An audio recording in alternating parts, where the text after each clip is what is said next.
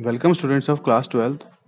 In macroeconomics, the chapter is aggregate demand, aggregate supply and related concepts, and the topic is aggregate demand graph.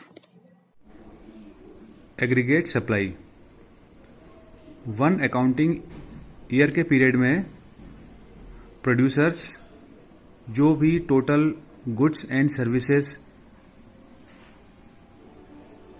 को plan करते हैं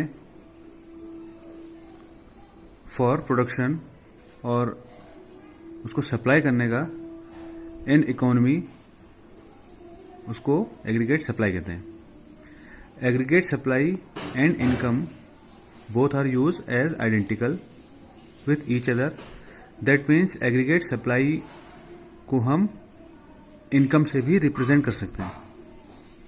aggregate supply को schedule के through और clearly समझते हैं.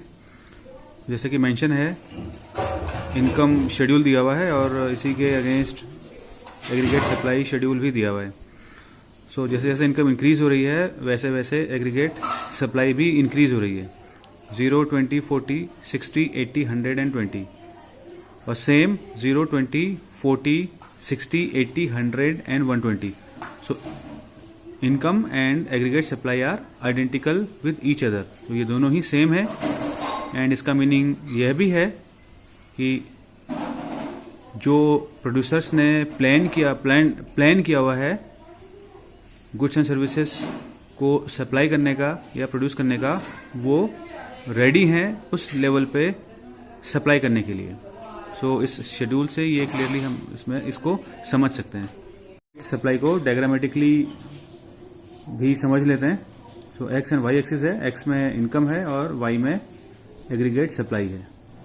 As we know that income and aggregate supply both are equal, तो ये दोनों कर्व ही हमने सेम रिप्रेजेंट कर दिए हैं. सो इनकम और एग्रीगेट सप्लाई एक ही डायरेक्शन में इंक्रीज हो रहे हैं और हमने इसको एक ही ग्राफ में इसको हमने प्रेजेंट कर दिया है. यहाँ पर देखिए मेंशन है y is equal to AS. That means income is equal to aggregate supply. So both they are equal and 45 degree